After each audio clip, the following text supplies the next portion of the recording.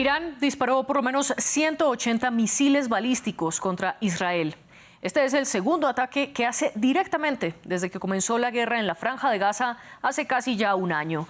Pero esta vez la Guardia Revolucionaria iraní, que hace parte de las Fuerzas Armadas de ese país, afirmó que era una venganza por la muerte de 3 altos comandantes: Ismail Haniyeh, el jefe político del grupo palestino Hamas; Hassan Nasrallah, el líder máximo del grupo chiita y libanés Hezbollah; y Abbas Nilforushan, un general de alto rango de la Guardia Revolucionaria.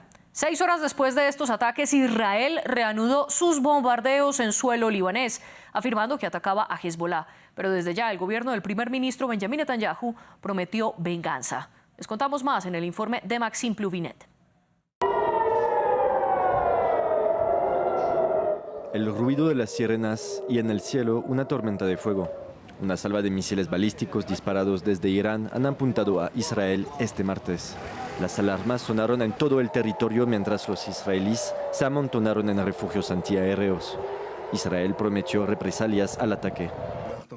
Esta noche, Irán volvió a atacar a Israel con cientos de misiles. Este ataque fracasó. Fue frustrado gracias al sistema de defensa aéreo de Israel, que es el más avanzado del mundo, y felicito a las fuerzas de defensa de Israel por este impresionante logro. Cumpliremos con la regla que establecimos: quien nos ataque, nosotros lo atacamos. Esto es cierto en cualquier lugar donde combatimos al eje del mal. Es cierto para Judea y Samaria. Es cierto para Gaza, Líbano, Yemen, Siria, y también es cierto para Irán. Proyectiles fueron interceptados por el sistema de defensa israelí, la cúpula de hierro en Tel Aviv, Jerusalén y Jaffa. La Guardia Revolucionaria iraní dijo que el ataque era en respuesta a la eliminación de varios altos mandos de los grupos respaldados por Irán, como el Hezbollah libanés. Este ataque viene después de un periodo de autocontrol contra la violación de la soberanía de la República Islámica de Irán, del asesinato del combatiente mártir Ismail Haniyeh por el régimen sionista y en base con el derecho del país a la legítima defensa de conformidad con la Carta de las Naciones Unidas. El gobierno estadounidense condenó el ataque como una escalada importante y comentó que está coordinando con Israel una respuesta a Irán. Obviamente, esta es una escalada significativa por parte de Irán y es igualmente significativo que pudimos coordinarnos con Israel y crear una situación en la que nadie murió en este ataque, según lo que sabemos hasta este momento. El pasado 13 de abril, Irán y sus aliados ya habían lanzado un primer ataque inédito de misiles y drones hacia Israel, durante la llamada Operación Promesa Verdadera. En ambos casos, Irán advirtió de los ataques.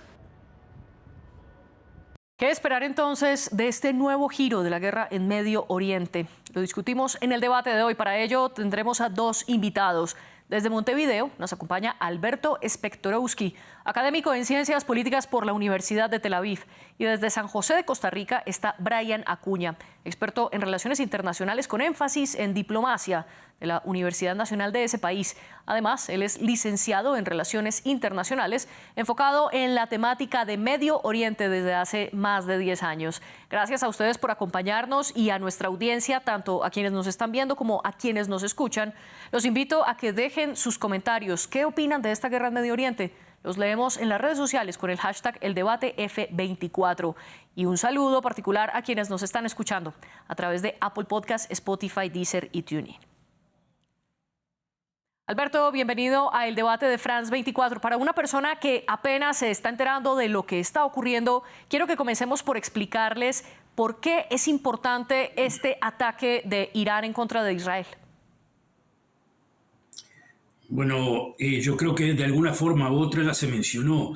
Irán está viendo en estos momentos como el eje de su estrategia en la zona está siendo, no quiero decir abatido, pero sí está siendo golpeado tremendamente. Prácticamente Hamas, por un lado, No digo, por supuesto, que desaparece, pero no es nada de eso, pero está siendo prácticamente controlado como fuerza militar. No creo que tenga demasiadas opciones como fuerza militar en el futuro cercano. Y en cuanto a Hezbollah, que es el punto esencial, el punto más importante de todo este eje que crea Irán, o que viene creando desde hace un tiempo, que es bordear a Israel y mantenerlo en una guerra de desgaste. No una guerra total, una guerra de desgaste. Bueno, para esa función lo que juega la Hezbollah es prominente, y lo que ha pasado con Hezbollah en las últimas 2 semanas es bastante tremendo para los intereses de Irán. Había como una presión ya desde la gente de Hezbollah mismo a Irán para que reaccione de alguna forma. No creo que Irán quiera llevar esto a una guerra total, de forma tal que inclusive lo dijeron, hice este ataque y acá paramos. Pero nuevamente yo creo que en el caso es Israel el que está interesado en levantar las llamas un poco más fuerte. Yo creo que eso es lo que están estudiando en estos momentos con los Estados Unidos. No creo, de cualquier forma, no creo que vaya a haber un ataque inmediato a Irán. Puede ser que me equivoque, pero me parece que Israel va a seguir insistiendo en lo que se podría llamar el machacar a las fuerzas de Hezbollah en el sur del Líbano, quitarlas del sur del Líbano. En estos momentos ya hay una entrada terrestre, muy poca resistencia por el momento, repito, por el momento, no sé cuál puede ser la resistencia, pero no me cabe duda de que Hezbollah está sumamente golpeado. No es que no tiene poder de reacción, nuevamente, sí, tiene poder de reacción y muy peligroso, pero está en estos momentos en un proceso, digamos, de decadencia o tener que recuperarse de los golpes que no van a parar. Es por eso que me imagino de que la idea de bombardear en Beirut y no de bombardear en Irán es parte de la estrategia israelí. Yo creo que el bombardeo a Irán en algún momento va a llegar también. Es decir, el poder que tiene Irán de defensa ante los F-35 de Israel y de los de Estados Unidos me parece que es muy poco. Es decir, Israel sí tiene poder de defensa frente a los misiles de Irán. Sí. No sé cuántos, o sea, obviamente va a ser cada vez más fuerte el ataque de Irán, pero la cúpula de hierro funciona a la perfección. Prueba es que no hubo ningún muerto. Pero Israel, yo creo que todo el mundo lo sabe, no lo digo yo solamente, las infraestructuras de Irán más importantes de petróleo, no creo de que Israel se abalance sobre el poder nuclear de Irán, por lo menos no al principio. Déjeme lo interrumpo, Alberto. Discúlpeme, lo interrumpo porque usted pone varios elementos sobre la mesa que es necesario también profundizar, y para eso le doy la bienvenida a nuestro programa a Brian Acuña. Brian, Alberto comenzaba su explicación diciendo que el eje iraní está siendo golpeado y abatido. Aquí un poco de contexto, y es que Irán ha creado desde hace décadas el eje de la resistencia, o el eje del mal, como lo llaman desde Israel y Estados Unidos, que es precisamente esos grupos que Irán ha apoyado históricamente, como Hamas en la Franja de Gaza, o Hezbollah en el Líbano, o los hutíes de Yemen. Todos estos grupos Israel los ha atacado en las últimas semanas, sin hablar de lo que ha pasado en el último año. Usted, al igual que Alberto, considera que ese eje de la resistencia o eje del mal está debilitado y que ahora lo que se espera entonces es una respuesta más directa de Irán. Sí, bueno, primero que nada, buenas noches. Creo que en cierta medida lo que estamos viendo es un Irán donde sus proxies se han visto muy afectados por la respuesta que ha dado Israel. De hecho, se habla inclusive de que a Israel se le han abierto 7 frentes en simultáneo, ¿verdad? Incluyendo, por ejemplo, lo que ocurría en Gaza, lo que pasa en las regiones de Cisjordania, lo que pasa desde Yemen, Siria, Líbano, etcétera. O sea, tenemos varios frentes donde Irán, desde finales de los años 70 y principios de los 80 ha optado por mantener un dominio a través de proxies. Y el proxy más importante que ha tenido a lo largo de estas décadas ha sido directamente Hezbollah, ¿verdad? Como bien menciona el profesor Spektorovsky, no cabe duda de que las últimas operaciones que Israel ha implementado en contra de la organización chiita, que es técnicamente un gobierno dentro del Estado libanés, se ha visto fuertemente abatido y en estos momentos se sienten un poco confundidos. Eso sí, los ataques que Irán realiza el día de hoy, que ya se esperaban en cierta medida que se fueran a dar algún tipo de respuesta, hay que tomarlos desde la perspectiva de que para muchos países en la región del Medio Oriente este tipo de respuestas son necesarias para no perder un poco de esa fe, de esa voluntad que se tienen dentro de los grupos. Sí, a lo largo de las últimas décadas hemos tenido un Irán que se ha ido expandiendo en cuanto a su influencia. Se aprovecharon en algún momento del vacío de poder que quedó en Irak después de la salida de Saddam Hussein, y se han ido aprovechando de los espacios que han quedado, digamos, liberados, y han creado lo que se denomina tradicionalmente como la media luna chiita o la media luna del creciente, ¿verdad?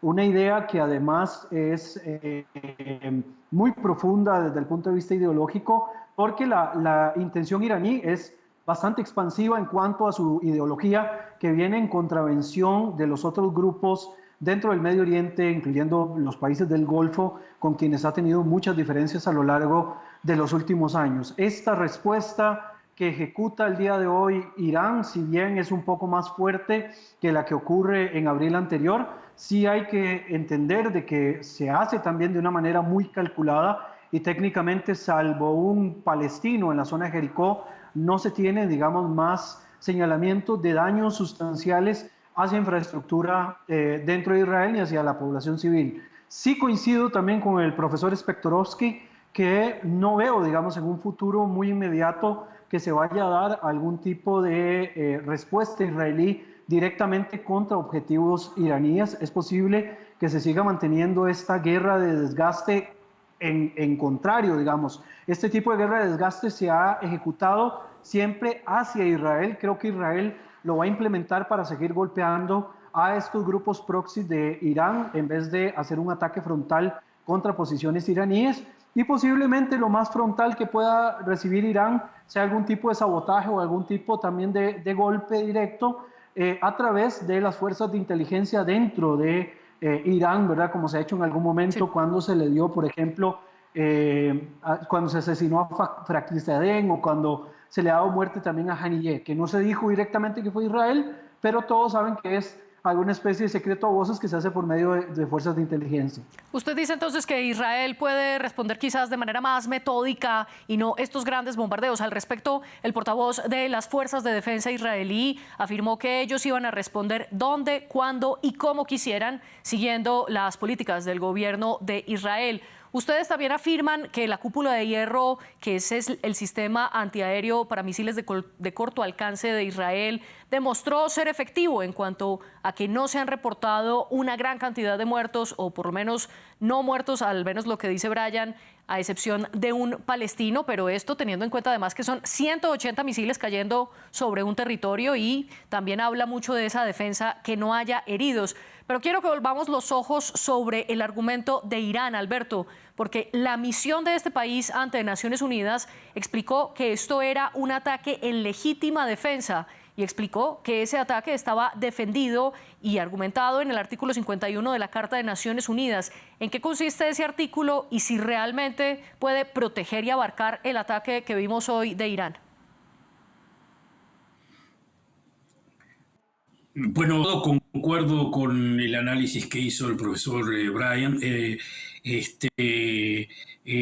Sí, más o menos lo que pienso yo. Y con respecto a lo que pregunta usted sobre es decir, el pedido a las Naciones Unidas le va a conceder a Irán lo que quiera.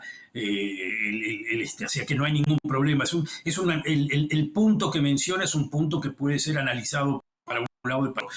Es decir, no sé de qué agresión está hablando el gobierno de Irán, cuando es el gobierno de Irán que a través de sus proxies están amenazando constantemente la existencia de Israel. Es decir, son ataques permanentes. Es decir, es el ataque en una guerra de desgaste que Israel responde contra los proxies, y de vez en cuando también contra Irán mismo, en respuesta total a la agresividad de Irán, eso no hay ninguna duda.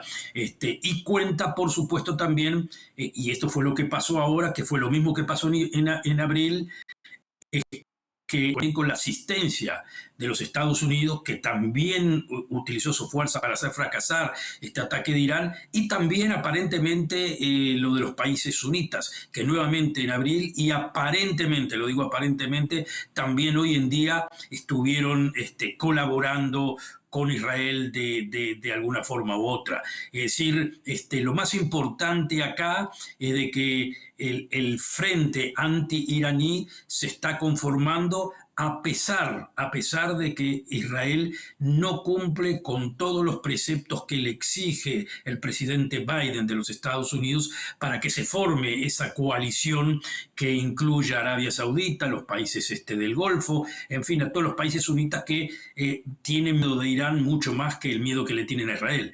Es decir, que eso sería lo importante en este caso, y que las Naciones Unidas le dé el ok a Irán tiene muy poca importancia, porque en el Consejo de Seguridad cualquier cosa que propongan o que digan lo va a bloquear los Estados Unidos, así que no hay con eso ningún problema.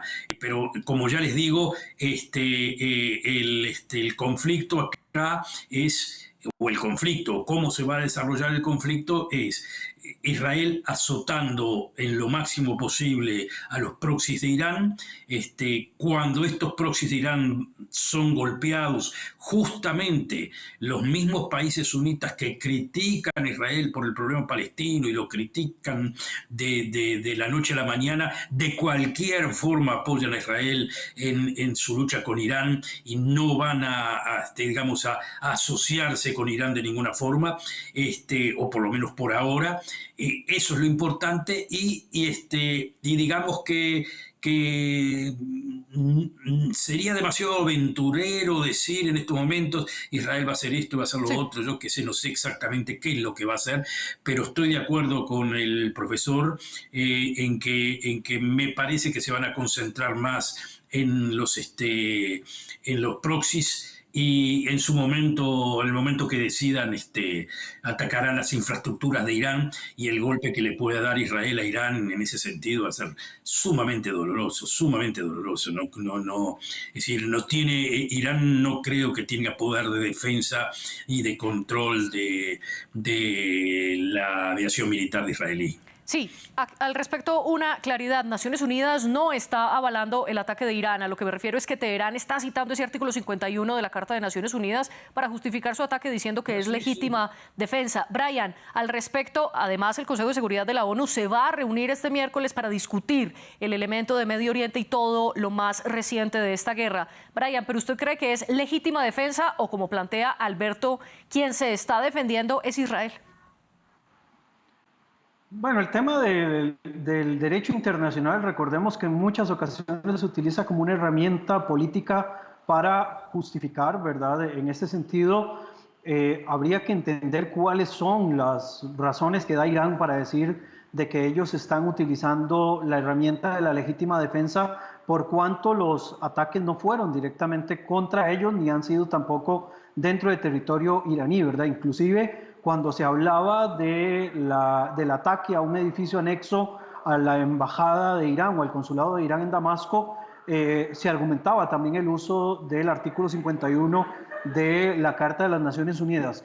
Lo cierto del caso acá es que se utiliza mucho esto, lo que se llama generalmente como lawfare, como guerra jurídica, para poder justificar, ¿verdad? Hay que entender, digamos, dentro de toda esta cuestión de la legítima defensa, de que, por ejemplo, Israel también argumenta legítima defensa para las acciones que está realizando tanto en Gaza como lo que está realizando en el Líbano. Recordemos que Hezbollah, a pesar de ser una fuerza tan importante dentro del territorio libanés, no es el gobierno libanés, y que es reconocido como una organización terrorista por diferentes países. Obviamente ahí también entraríamos en una cuestión de percepciones, pero lo cierto acá es que si lo dejamos únicamente desde los conceptos del derecho internacional, vas a encontrar montones de personas que te van a justificar de un lado y del otro las acciones, porque al final de cuentas uno de los problemas que tiene el derecho internacional en cuanto a su ejecución es esto que les digo relacionado con el lawfare o la guerra jurídica. La interpretación se presta para muchísimas cosas y bueno, y el profesor Spektorovsky no me dejaría mentir cuando, por ejemplo, utilizamos como referencia la resolución 242 de 1967 y todo lo que se le ha llegado a interpretar hasta el día de hoy. O sea que el tema del derecho internacional, si bien podríamos sacarlo y ponerlo sobre la mesa, lo cierto del caso es que también se presta para otro montón de interpretaciones y otro montón también de elementos con los cuales al final de cuentas seguiríamos dando vueltas sin parar, digamos, dentro de este elemento de justificación o de enfrentamiento o de confrontación, ¿verdad? En este sentido, lo que Irán hizo el día de hoy sí es un ataque directo contra un Estado soberano, ¿verdad? De hecho, incluso mencionaban hace un rato de cómo fueron los sistemas de defensa utilizados. De hecho, se intentó saturar nuevamente los sistemas de defensa como se hizo en abril, y no fue solamente cúpula de hierro, sino también el sistema Arrow, más otros sistemas que se vieron activados, más la coalición, las que lograron los efectos. Pero acá, digamos, sí, la parte importante es que en ambos sectores se va a utilizar exactamente el mismo argumento para tratar de justificar acciones que al final de cuentas no lo vamos a ver en otra escalada más allá que mantener estos ámbitos de guerra irregular o de guerra híbrida que tenemos hasta este día. Ustedes mencionan en reiteradas ocasiones el episodio que vimos en abril, cuando en un ataque atribuido a Israel, que sin embargo Israel ha negado, se ataca el consulado de Irán en Damasco, la capital de Siria. Allí mueren altos comandantes de la Guardia Revolucionaria y también diplomáticos iraníes. En ese momento Irán prometió una venganza y es entonces cuando en abril dispara más de 300 misiles y drones en contra de Israel. Alberto, pero quiero que hagamos una comparación. ¿Qué hay de distinto en ese ataque de abril por parte de Irán y sobre todo de la respuesta que fue bastante medida en su momento de Israel frente al ataque de ahora, y cómo puede responder el gobierno de Netanyahu? Fue casi una copia, pero esta fue un poco más, la apuesta fue un poco más elevada. En la primera vuelta en abril dispararon, anunciaron que iban a disparar, inclusive anunciaron la hora. Fue algo como que se dice: próntense para la que se va a venir, y estaba todo el mundo pronto, y obviamente también funcionó no solamente la cúpula de hierro, sino lo que les dije anteriormente, los países no aliados, pero aliados en silencio con Israel, ¿no? Todo eso funcionó en ese momento, pero fue mucho, digamos, mucho menos fuerte, digamos, balísticamente. En este momento han lanzado misiles balísticos de mayor alcance, mayor fuerza, pero de la misma forma. Es decir, se sabía que iba a venir, no lo anunciaron tan, digamos, detalladamente, pero más o menos estaba anunciado, más o menos se sabía, y yo, digamos que de alguna forma u otra podía entender también que querían levantar la apuesta, pero sin romper el tablero, que esa es la idea de Irán. Irán no quiere romper el tablero, quiere mantener lo que ya no puede mantener, que es la guerra de desgaste. Levantar el tablero es como decir, invitar a Estados Unidos y a Israel a que prácticamente, digo, no sé si tienen el poder, Israel tiene el poder de poder destruir los laboratorios atómicos de Irán, pero Estados Unidos sí puede. No sé si Estados Unidos va a responder de esa forma junto con Israel, pero estoy casi convencido que si llegamos a una guerra de gran alcance, se lo podría llamar, Estados Unidos y Israel van a actuar juntos. Eso Irán lo sabe, o sea que no quiere tirar el tablero. Es por eso de que todo el conflicto en estos momentos está en eso. Queremos mantener, o sea, los proxies, Irán quiere mantener la resistencia, ergo, mantener la guerra de desgaste, e Israel les está diciendo no va más, no hay más guerra de desgaste. Es decir, levantamos la apuesta hasta que no la puedas aguantar. Y más adelante vamos a discutir este papel de Estados Unidos al que ustedes también hacen referencia en múltiples ocasiones. Pero volvamos sobre esa capacidad de Irán, Brian, porque Alberto lo que plantea es que el gobierno iraní no quiere patear el tablero, en gran parte también porque sabe que Estados Unidos respaldaría a Israel. Quiero preguntarle al respecto si es una decisión política o quizás una decisión militar, la de Irán no atacar a gran escala, o por lo menos no con toda su fuerza. Y esto contrastado también con lo que dice la Guardia Revolucionaria iraní, que afirmó este martes que por primera vez habían disparado misiles hipersónicos Fatah. Y ellos afirman que el 90% de los misiles golpearon en los objetivos que tenían, una versión diferente a la de las fuerzas de seguridad israelíes, que dicen que sus coberturas y sus sistemas antiaéreos destruyeron en el aire la mayoría de los misiles antes de que tocaran suelo. Brian, ¿por qué Irán no reacciona, digamos, con mayor fuerza? ¿Es una decisión política o quizás una decisión militar que no tiene tanta fuerza como inicialmente se ha creído? Creo que hay un poco de las dos, ¿verdad? Irán no quiere que el Medio Oriente se incendie más de lo que ya se ha incendiado.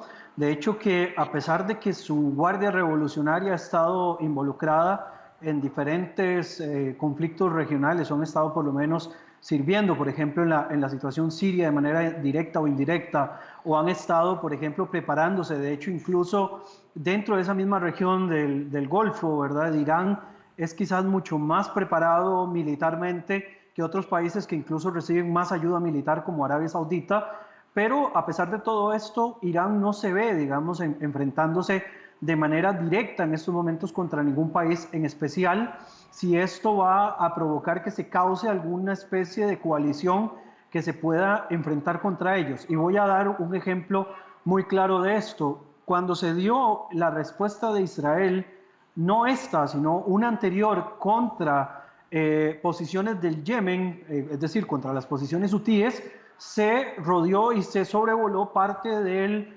espacio aéreo saudita, algo que en algún otro momento de la historia habría sido totalmente inaudito, no se habría esperado.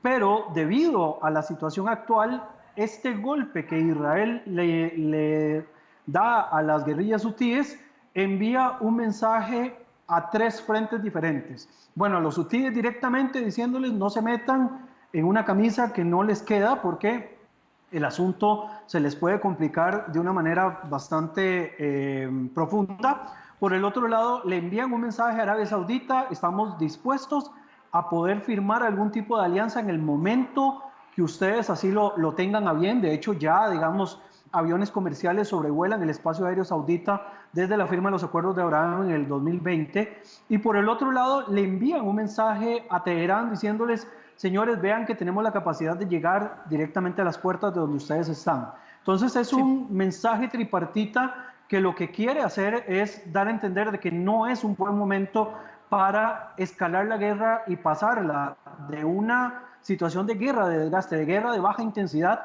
a una guerra total. Entonces creo que más o menos por ahí es por donde Irán lo interpreta, y el propio Israel pues también no está dispuesto a incendiar toda la zona para poder lograr sus objetivos, y por eso inclusive hemos visto que las últimas operaciones de estos meses han sido, digamos, muy específicas, a pesar de que puedan ser criticadas, por ejemplo, la explosión de los Vipers, o que puedan ser, digamos, criticadas el asesinato por medio de espías de Ismail Haniyeh, o el asesinato de Hassan Nasrallah con bombas antibúnker. Entonces hay operaciones que posiblemente pueden ser altamente criticadas, pero por la naturaleza de este conflicto, que es un conflicto totalmente irregular, completamente fuera de las normas regulares del sistema de conflictos que estábamos acostumbrados en el siglo XX, vemos que la comunidad internacional es menos crítica, y además podemos pensar de que de alguna manera se sienten con la libertad de poder actuar de esa forma sin, digamos, tener tantas amarras como podríamos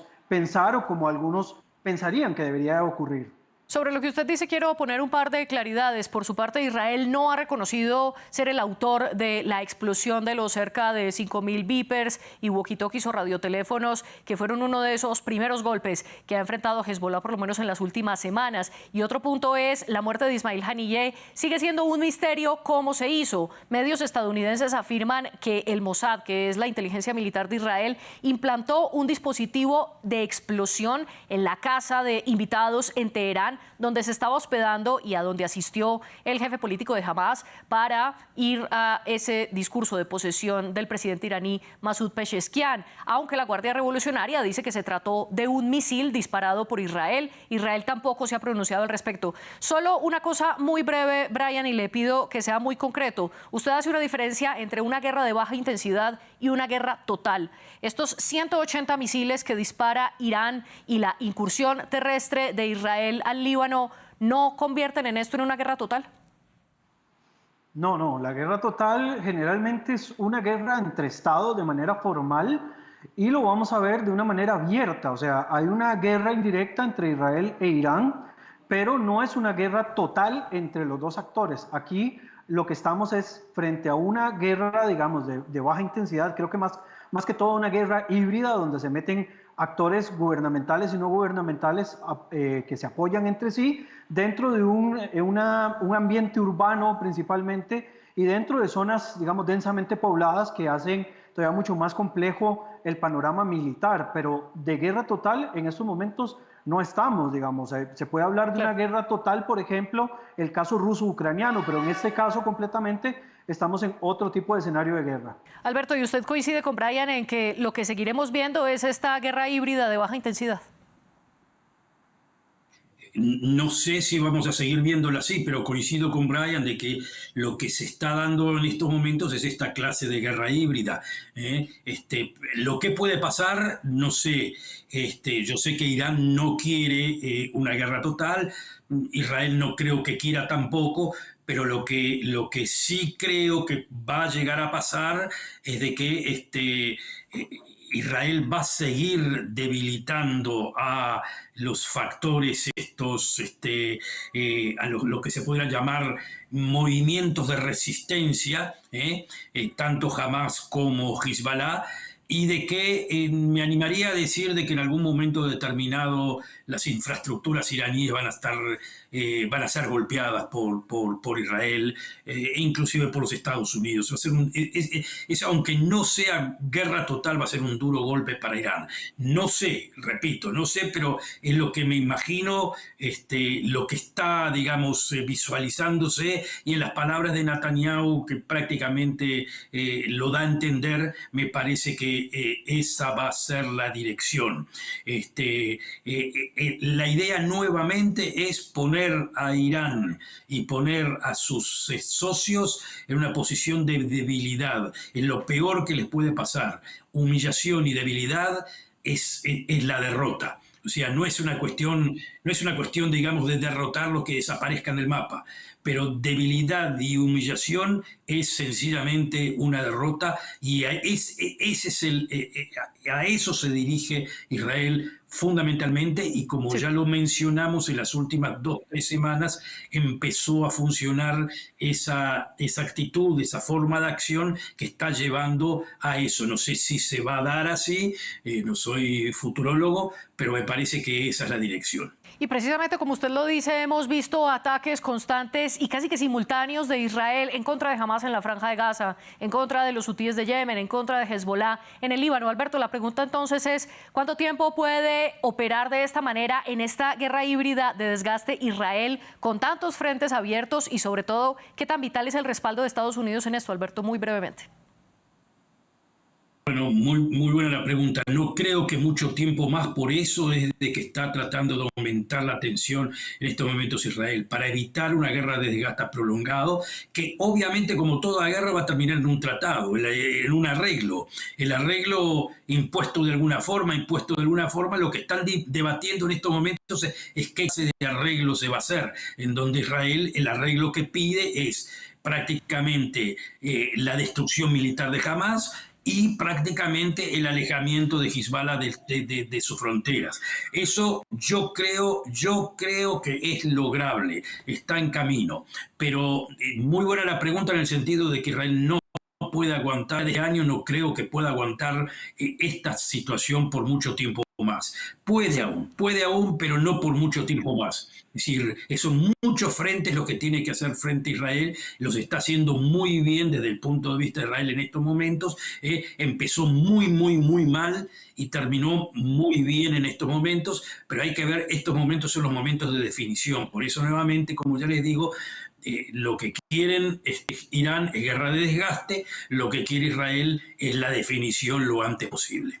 Bueno, la pregunta la hace realmente la productora general de este programa, la jefe de edición, Laura Garzón, quien me acompaña desde estudio también en este momento. Brian, precisamente para responder a esa pregunta, ¿qué tanto puede resistir Israel y qué tan vital es el respaldo de Estados Unidos?